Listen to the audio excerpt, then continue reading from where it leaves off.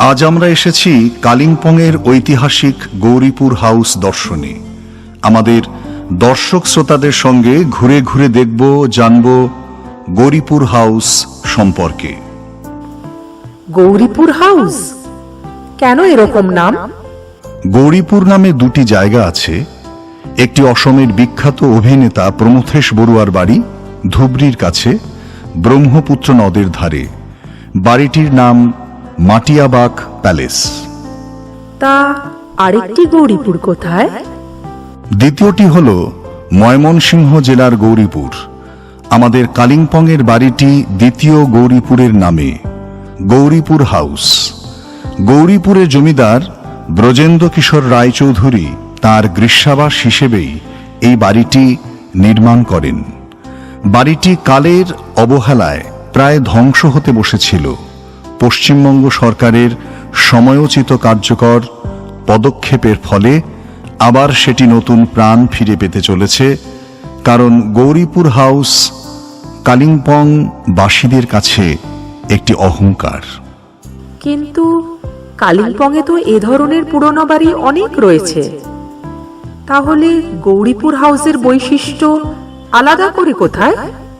Gauripur house নিয়ে সরকারের কেন এত ভাবনা চিন্তা? তার কারণ এই বাড়িটি বিশ্বকবি রবীন্দ্রনাথ ঠাকুরের পদধূলি ধন্য।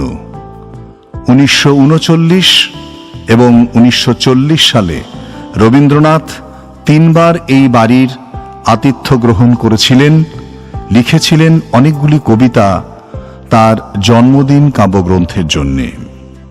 গৌরীপুর হাউস কি আর কোনো কারণে বিশেষ? এই গৌরীপুর হাউসের ঘরে বসেই বিশ্বকবি তাঁর জন্মদিন কবিতা পাঠের মাধ্যমে সূচনা করেছিলেন আকাশবাণী কার্শিয়াং কেন্দ্রের, যা এখনো চালু রয়েছে। গৌরীপুর হাউসের নিচের তলার বাইরের দেওয়ালে একটি মর্মর ফলকে সেই ঘটনার কথা উল্লেখ রয়েছে। কিন্তু কবিগুরু গৌরীপুর হাউসে কার অতিথি হয়ে আসতেন? এই বাড়ির প্রতিষ্ঠাতা ব্রজেন্দ্র কিশোর রায়চৌধুরীর পরমা সুন্দরী কন্যা ছিলেন হেমন্তবালা দেবী। তিনি ছিলেন কবিগুরুর বিশেষ স্নেহধন্যা। তার পুত্র কিশোরকান্ত ছিলেন বিশ্বকবির শান্তিনিকেতনের ছাত্র। হেমন্তবালা নিজেও সুলেখিকা। কবির সঙ্গে তার চিঠিপত্রের আদান প্রদান ছিল। রবীন্দ্রনাথ এই গৌরীপুর হাউসে হেমন্তবালার অতিথি হয়ে আসতেন। হেমন্তবালা কবির জোনাসাঁকোর বাড়িতেও যেতেন। খুবই মধুর সম্পর্ক ছিল দুজনের। শুনেছি রবীন্দ্রনাথ কালিম্পংয়ের অদূরে মংপুতেও আসতেন। ঠিকই শুনেছ। মংপুতে থাকতেন শান্তিনিকেতনের আরেক ছাত্রী, বিখ্যাত লেখিকা মৈত্রেয়ী সেন। তার কাছেই রবীন্দ্রনাথ আসতেন। সেই নিয়ে মৈত্রেয়ী দেবীর বই আছে, মংপুতে রবীন্দ্রনাথ। একসাথে মংপু এবং কালিম্পং দুই জায়গাতেই রবীন্দ্রনাথ এসেছেন। মৈত্রেয়ী দেবী কি মংপুতেই থাকতেন? হ্যাঁ, মৈত্রেয়ী দেবীর স্বামী মনমোহন সেন মহাশয় মংপুর সিনকোনা কারখানার বৈজ্ঞানিক ছিলেন। তবে মৈত্রেয়ীর বইটিতে কালিম্পংয়ের গৌরীপুর হাউস বা হেমন্তবালার কোনো উল্লেখ নেই। কেন ঠিক জানা যায় না, যদিও মৈত্রেয়ী কালিম্পং এসেছেন মংপু থেকে। সঙ্গে কবিপুত্র রথীন্দ্রনাথ ঠাকুর এবং তাঁর স্ত্রী প্রতিমা দেবীও ছিলেন। হ্যাঁ, রথীন্দ্রনাথ আর প্রতিমা দেবীর বাড়ি তো আছে কালিম্পংয়ে। বাড়িটির নাম চিত্রভানু। চিত্রভানুর জমিকে পছন্দ করেছিলেন জানো? রবীন্দ্রনাথ স্বয়ং। তাঁর বোধহয় ইচ্ছে ছিল কালিম্পংয়ে একটি বাড়ি করবার। তবে তিনি নিজে চিত্রভানু সম্পূর্ণ হওয়া দেখে যেতে পারেননি। হ্যাঁ, প্রতিমা দেবী তো ভারত স্বাধীন হবার পরেও কালিম্পংয়ের চিত্রভানুতে 1963 অবধি ছিলেন। হ্যাঁ, চিত্রভানু বাড়িটি এখন স্থানীয় মেয়েদের নানান হাতের কাজ শিখিয়ে স্বনির্ভর করে তোলার প্রশিক্ষণ কেন্দ্র হিসেবে ব্যবহার করা হয় পশ্চিমবঙ্গ সরকারের তত্ত্বাবধানে। আচ্ছা, কবি কিভাবে কালিম্পংয়ে বা মংপুতে আসতেন? সে ভারী মজার গল্প। তখন এখন যেখানে শিলিগুড়ির ভেনাস মোড়, সেখানেই ছিল দার্জিলিং হিমালয়ান রেলপথের শিলিগুড়ি রোড স্টেশন। সেই স্টেশন আর নেই।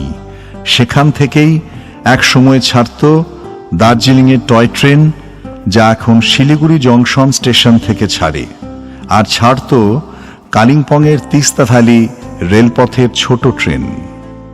আচ্ছা, ট্রেন আসতো কালিম্পংয়ে? রবীন্দ্রনাথ সেই ট্রেনেই আসতেন? না, কালিম্পং পর্যন্ত আসতো না। সেই ট্রেন আসতো সেভক, কালীঝোড়া, রিয়াং হয়ে কালিম্পং রোড স্টেশন পর্যন্ত। জায়গাটার নাম ছিল গেইল খোলা। সেখানেই অ্যান্ডারসন পুল পেরিয়ে মোটরে কালিম্পংয়ের পথ ধরতেন কবি, আর রিয়াং স্টেশনে নেমে পালকি চেয়ারে মংপু যেতেন রবীন্দ্রনাথ। মোটেও আসা যেত, তবে রেলপথ ছিল অনেক নিরাপদ। আজ সেসব আর কিছুই নেই। কিছু কিছু ধ্বংসাবশেষ এখনো চোখে পড়ে রিয়াং স্টেশনের আশেপাশে। কবি শেষ কবে এসেছিলেন কালিম্পংয়ে? কবি শেষবার কালিম্পংয়ে আসেন 1940 সালের সেপ্টেম্বর মাসে। কিন্তু এখানে এসে ভীষণ অসুস্থ হয়ে পড়েন তিনি। কালিম্পং হাসপাতালের সাহেব ডাক্তার বলেন দার্জিলিংয়ের হাসপাতালে ভর্তি করতে হবে অপারেশন করবার জন্যে। কবি রাজি হননি, সম্ভবও ছিল না। সে এক ভয়ঙ্কর দুর্যোগের রাত, অবিশ্রাম ঝড় বৃষ্টির তাণ্ডব চলছে। তখন কালিম্পংয়ের এক স্থানীয় বাঙালি ডাক্তার গোপাল দাশগুপ্ত তাকে সারা রাত ধরে শুশ্রূষা করে কিছুটা সুস্থ করে তোলেন। পরদিন কবি চিরদিনের জন্য কালিম্পং ছেড়ে চলে যান, আর কোনোদিন পাহাড়ের ডাকে আসেননি।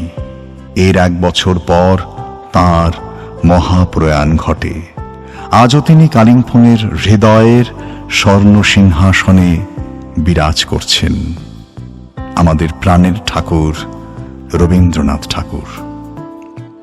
কালিম্পংয়ের গৌরীপুর হাউসে থাকাকালীন 25শে সেপ্টেম্বর 1940-এ জন্মদিনে শীর্ষক কবিতাগুচ্ছের শেষ কবিতা।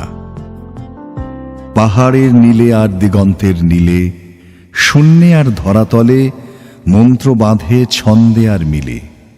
বনেরে করায় স্নান শরতের রৌদ্রের সোনালি, হলদে ফুলের গুচ্ছে মধু খোঁজে বেগুনি মৌমাছি। মাঝখানে আমি আছি, চৌদিকে আকাশ তাই দিতেছে নিঃশব্দ করতালি। আমার আনন্দে আজ একাকার ধ্বনি আর রং, জানে তা কি এ কালিম্পং? ভাণ্ডারে সঞ্চিত করে পর্বত শিখর, অন্তহীন যুগ যুগান্তর। আমার একটি দিন বড়মাল্য পরাইল তারে, এ শুভ সংবাদ জানাবারে।